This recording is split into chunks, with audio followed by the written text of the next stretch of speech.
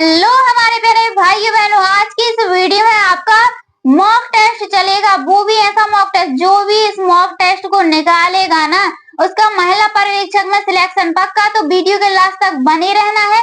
एक एक क्वेश्चन का आंसर सही सही देते जाना है। पेन कॉपी निकाल लो और काउंट करते जाना है कि दीदी हमारे इतने क्वेश्चनों में से इतने बिल्कुल सही जा रहे हैं, आपका सिलेक्शन पक्का ही पक्का है। तो चलिए सबसे पहला क्वेश्चन स्टार्ट करते हैं हम।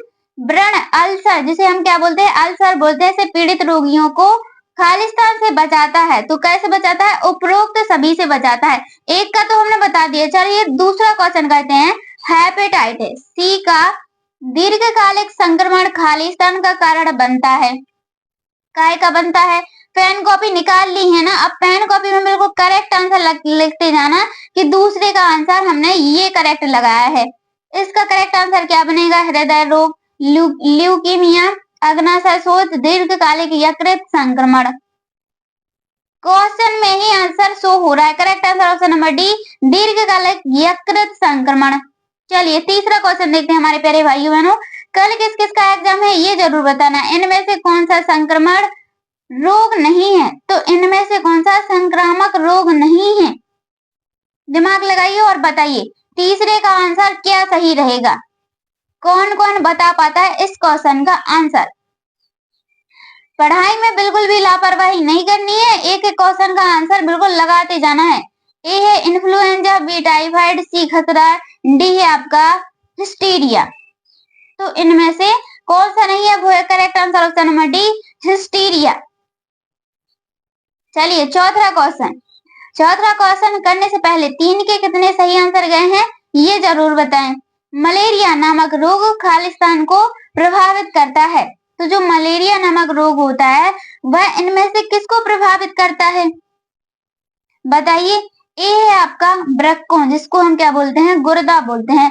बी है प्लीहा, सी है फेफड़ों और डी है आपका हृदय। तो जो मलेरिया नामक रोग है वह किसको प्रभावित करता है? बहुत ही इंपॉर्टेंट क्वेश्चन बनेगा यहाँ पर। Option number B correct answer रहेगा प्लीहा। याद रखना प्लीहा इसका करेक्ट आंसर हो जाएगा। जनजातीय कार्य मंत्रालय को कौन से वर्ष में सामाजिक न्याय और अधिकारिता मंत्रालय से अलग कर दिया गया? तो अलग कर दिया गया ये बताना है। कब किया था? 2001 में, 2000 में, 2002 में, 1999 में। 10 के बाद जितने भी आपके मॉक टेस्ट के क्वेश्चन रहेंगी ना, वेरी वेरी इंपोर्टेंट क्वेश्चन रहेंगे। तो वीडियो के लास्ट तक बने रहना है। हर एक क्वेश्चन का आंसर करेक्ट बताना। करेक्ट आंसर यहाँ पर ऑप्शन नंबर ए 2001 में।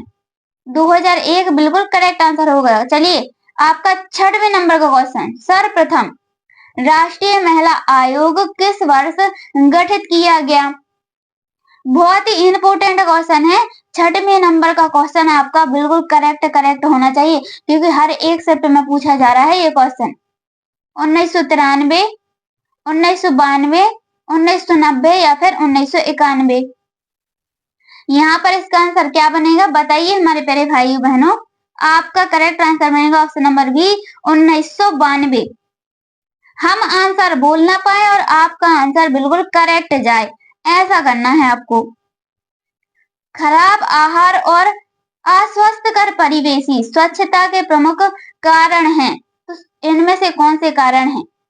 मधुमेह, बी मलेरिया, सी मोटापा, डी है आपका डिस्लिपीडीमिया। क्या है? डिस्लिपीडीमिया।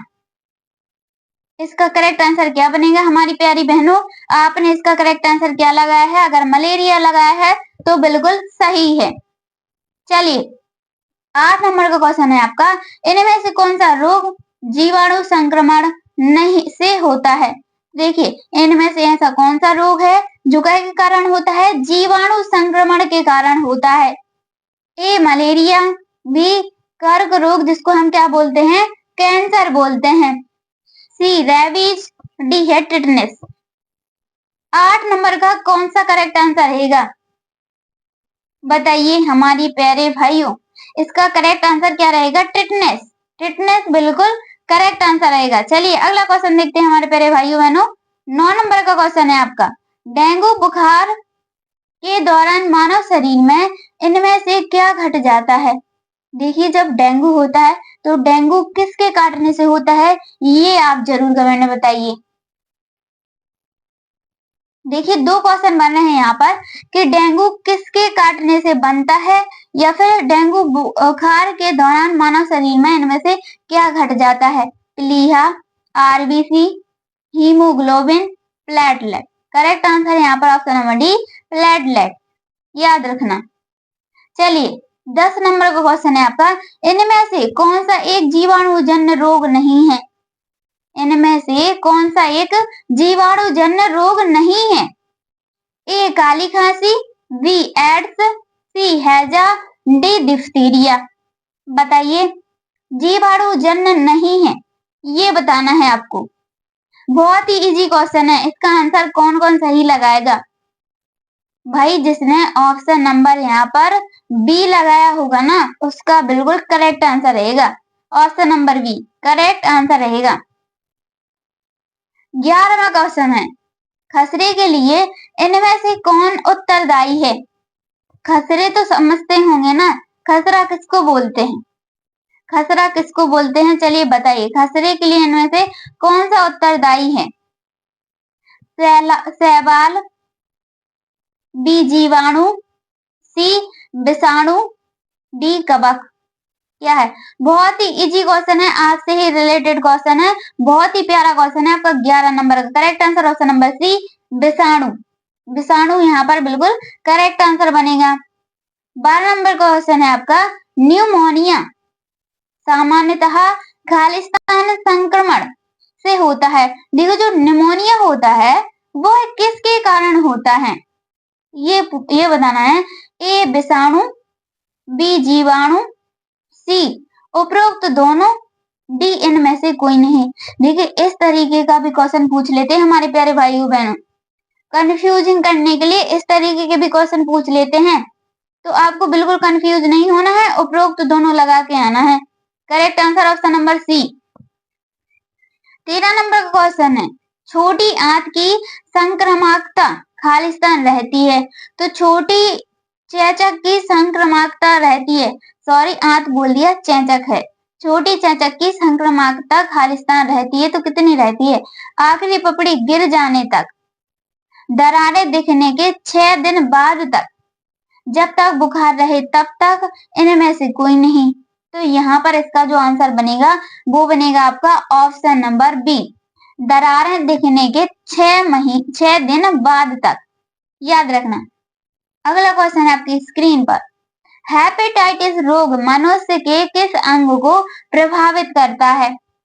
तो जो हेपेटाइटिस रोग है वह मनुष्य के किस अंग को प्रभावित करता है?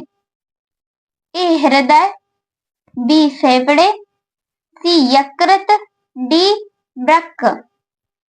तो इसका करेक्ट आंसर क्या बनेगा? चलिए बताइए कौन कौन इसका बिल्कुल सही आंसर लगाएगा। Correct answer option number C यकृत।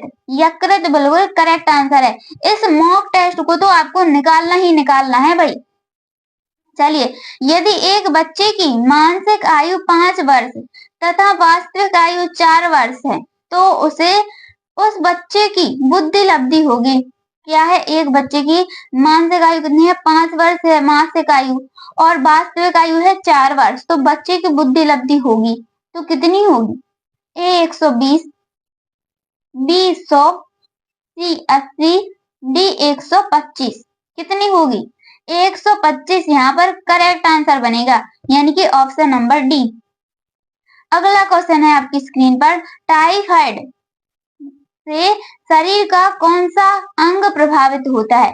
देखिए जब टाइफाइड होता है तो शरीर का कौन सा अंग प्रभावित होता है? बीमारियों से क्वेश्चन पूछे जा रहे हैं, हम क्या बताएं हमारे प्यारे भाई बहनों, बीमारियों से क्वेश्चन हर एक शिफ्ट में मिलेंगे, 5 से 6 क्वेश्चन समझ पर आधारित सबसे ज्यादा क्वेश्चन रहेंगे।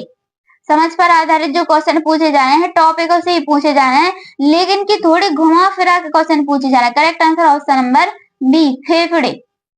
फेफड़े यहाँ पर करेक्ट आंसर है। हिंदी अक्षरों को बालक किस माह की आयु में पहचानने लगता है? तो हिंदी अक्षरों को बालक किस माह की आयु में है जो पहचानने लगता है? वैसे तो अभी के बच्चों को देखो तो 3 से 3 वर्ष की आयु में बच्चे पढ़ने लगते हैं और हिंदी अक्षरों को पहचानने लगते हैं। लेकिन कि यहाँ पर आपको करेक्ट आंसर बताना है 4 वर्ष, 3 वर्ष, 6 वर्ष या फिर 5 वर्ष में। Correct answer option number B 5 वर्ष में। अगर 5 नहीं आता है ऑप्शन में तो आपको 3 वर्ष कर देना है। चलिए अगला, पियाजी की औपचारिक संक्रियात्मक क्या है? पियाजी की औपचारिक संक्रियात्मक अवस्था किस आयु अवधि तक मानी जाती है?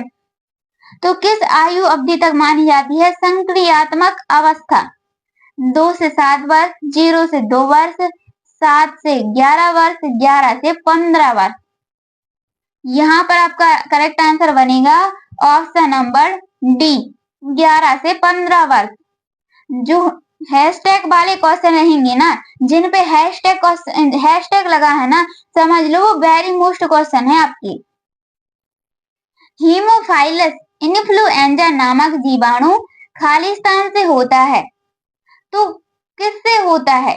देखिए, हृदय में, आमाशय में, आंत में, नाक व गले में, कै में होता है आपको ये बताना है।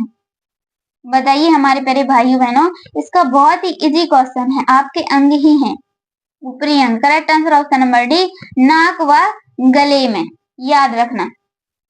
अगला क्वेश्चन है आपका हमारे प्यारे भाइयों बहनों, बालक का विकास होता है, हैशटैग वाला क्वेश्चन है, यानी समझ लो वेरी मोस्ट क्वेश्चन है। बालक का विकास होता है पैर से सिर की ओर, सिर से पैर की ओर, उपरोक्त दोनों से, इनमें से कोई नहीं। तो पहला तो हम आपको बता दें कि गलत है, पैर से सिर की ओर, यानी कि ये गलत है दीदी। अगर दूसरा बोले तो सिर से पैर की ओर, यहाँ पर आपका करेक्ट आंसर बनेगा ऑप्शन नंबर बी। पहले काय का विकास होता है? सिर का होता है, फिर उसके बाद धीरे धीरे सिर से पैर की ओर विकास होता जाता है। अगला क्वेश्चन, विकास के संबंध में गलत कथन है, तो विकास के संबंध में क्या गलत कथन है? इनमें से दिशा सिर से पैर की ओर, ये तो समझ गए आप, यानी कि ये सही है। चलिए बी देखते हैं, विशिष्ट में सामान्य की ओर, विशिष्ट से सामान्य की ओर, इसको छोड़ देते हैं। सार्वभौमिकता प्रक्रिया, और डी है आपका वर्तुलाकार गति। तो देखिए जो विकास होता है वो सामान्य से विशिष्ट की ओर होता है, लेकिन कि इसमें गलत दिया है विशिष्ट से सामान्य की ओर, तो करेक्ट आंसर बी बनेगा। इनमें से कौन सा एक वायु वाहित रोग नहीं है? तो इनमें से कौन सा है जो वायु वाहित रोग नहीं है, ये पूछा गया है कि नहीं है। इन्फ्लुएंजा, एथ्रेक्स, हैजा या फिर चेचक। चेचक को और क्या बोलते हैं? चिकन पॉक्स बोलते हैं। क्या बोलते हैं? चिकन पॉक्स बोलते हैं।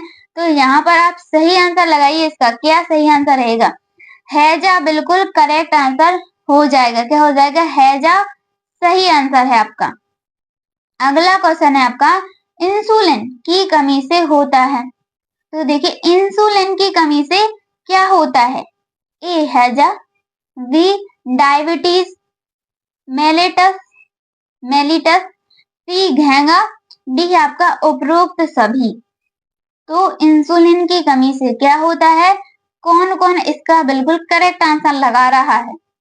हम अभी आपको आंसर बताएंगे, इससे पहले आप इसका करेक्ट आंसर लगा लीजिए। Correct answer option number D diabetes mellitus correct answer बनेगा। किस किसने इसका करेक्ट आंसर लगाया है कमेंट में बता देना। चलिए, गर्भाधान काल की अवधि नहीं है, तो गर्भाधान काल की अवस्था नहीं है, तो अवस्था कौन सी नहीं है? भ्रूणावस्था, डिंबावस्था, बीजकरण या फिर शैशवावस्था। जिन्होंने अवस्थाएं पढ़ी होंगी ना वो तो इसका करेक्ट आंसर लगाएंगी ही। क्या दीदी गर्भाधान काल की शैशवावस्था है? नहीं, correct answer option number D शैशवावस्था। याद रखना, नहीं पूछा है ना तो ये नहीं है। चलिए, मानव जीवन की मनोभौतिक एकता कहलाती है, तो मानव जीवन की मनोभौतिक एकता है क्या कहलाती है? शरीर तथा हड्डियों का विकास, मन तथा शरीर का विकास, आत्मा तथा मांसपेशियों का विकास, शरीर तथा हृदय का विकास। तो क्या कहलाता है ये बताना है आपको हमारे प्यारे भाइयों बहनों। बताइए, बहुत ही इजी क्वेश्चन है, हम पहले करवा भी चुके। Correct answer option number B, मन तथा शरीर का विकास। याद रखना, मन तथा शरीर का विकास। चलिए, बानर मुख खालिस्तान का लक्षण है। तो जो बानर मुख है वह शरीर मतलब कि मुख का, बानर मुख किसका लक्षण है? बेरी, क्वासर, स्कर्वी या फिर उपरोक्त में से कोई नहीं। हमने आपको एक एक क्वेश्चन को बड़े ध्यान से पढ़ाया है ताकि आपको ये क्वेश्चन याद हो जाए और जो भी इनमें से आपके क्वेश्चन एग्जाम में आए आप उसका करेक्ट आंसर लगा के आओ। Correct answer option number B, quasar. चलिए, अगला क्वेश्चन हमारे प्यारे भाइयों बहनों, खालिस्तान ORL दिया जाता है। देखिए, बहुत ही इजी क्वेश्चन है, बहुत ही इजी क्वेश्चन है। ORL का घोल कब पिलाया जाता है बताइए? ए घेंगा, बी कब्ज में, सी दस्त में, डी है एनीमिया में। इसका आंसर तो हम भाई बताना ही बताना है, डबल हैश से का आंसर बताइए, इसका आंसर क्या रहेगा? बहुत ही इजी क्वेश्चन है। इसका करेक्ट आंसर क्या रहेगा? ऑप्शन नंबर सी, दस्त में। ORL कब पिलाया जाता है? दस्त में पिलाया जाता है। चलिए, जन्म के समय शिशु की कितनी हड्डियां होती हैं? तो जन्म के समय शिशु की कितनी हड्डियां होती हैं? 206, 220, 330 या फिर 270। तो कितनी हड्डियां होती हैं बताइए प्यारी बहनों? इसका करेक्ट आंसर यहाँ पर क्या बनेगा? जन्म के समय शिशु की कितनी हड्डियां होती हैं बताइए?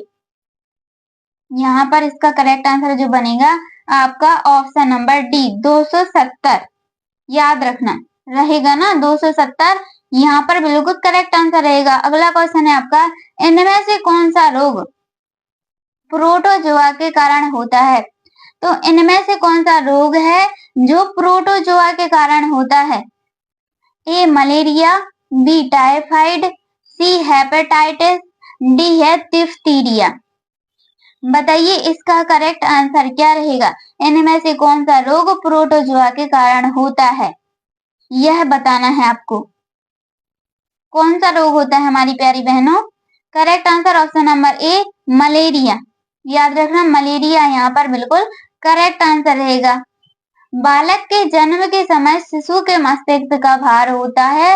मोस्ट इम्पोर्टेंट क्वेश्चन, इस वीडियो का मोस्ट इम्पोर्टेंट क्वेश्चन है कि बालक के जन्म के समय शिशु का भार कितना होता, मस्तिष्क का भार कितना होता है? 450 ग्राम, 30 ग्राम, 300 ग्राम, 400 ग्राम, 350 ग्राम।